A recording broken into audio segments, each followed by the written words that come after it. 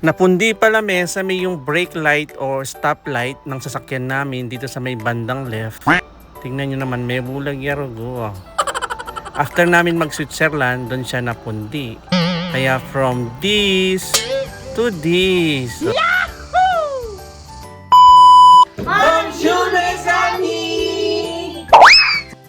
Bali dito banda yung napundi, ayan, sa may baba. Tapos nanood muna ako sa YouTube kung paano palitan.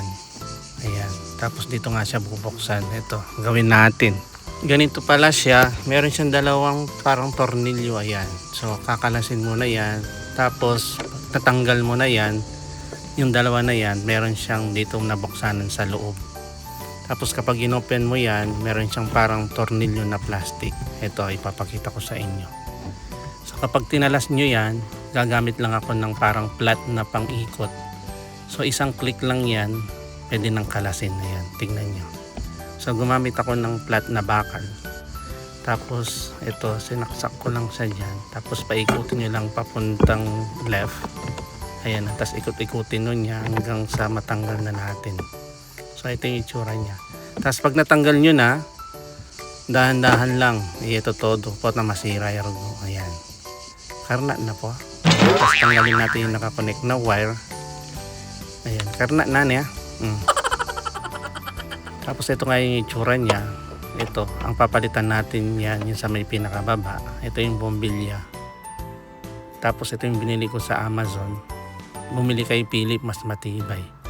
Tapos ito, pinalitan ko na. Tapos ibalik lang natin. Isang click lang siya. Tapos yung lock niya is salpak nyo lang, tapos isang ikot na din. Yan. Tapos balik muna natin ulit. Dahan-dahan isalpak. Bangi masira, rugo. Ayan. Tapos pagkalagay ko nga dyan is hindi ko muna siya lilock. Dahil i-check muna natin. Bago natin nilock, mahigip po tayo kaya pwede. Ayan. Pagkas hindi ko na nga ng sasakyan, ito na nga, maandar na siya. Bali, ito na nga yung ilaw na pinalit natin. Ayan. Very good yan.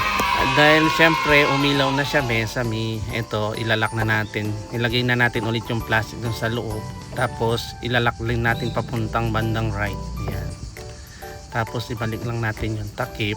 Ayan, dahan-dahan. Kailangan hindi halata yung butas. Tapos yun, nilak ko na yung kabilang dalawang tornilyo. Dahil umandar yung kabila, so dalawa yung nabili kong ilaw. Heto, papalitan na rin natin yung kabila para pantay ang liwanag ng buhay. Same process lang sa may kabila. Ayan, tatanggalin din natin yung may plastic niya sa loob. Tapos pagkatanggal nga natin is yun, tatanggalin lang natin ulit yung mga tornilyo. Tapos ito na nga siya. Tapos papalitan na rin natin yung isa para pantay yung pagkailaw niya. Tapos ibabalik na rin natin. At syempre bago ilak, ayan, ibalik muna ng dahan-dahan. Tapos i-connect yung wire niya.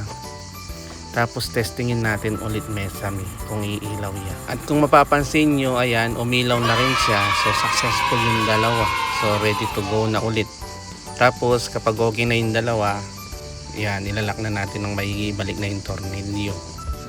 Tapos ibalik na rin yung plastic sa may likuran niya. Siguraduhin nakalak yan po, mabalagya. Tapos ibalik na lang natin yung takip. Sigurado hindi halata yung butas. So ayan. Ito-test natin na ulit yung dalawang ilaw. Tingnan natin kung iilaw yung dalawa. Ayan, umilaw naman siya. Ready na ulit para gumala. Ready for camping again. So paano yan, mesame? Hanggang dito na lang po muna. God bless everyone. Thank you for watching!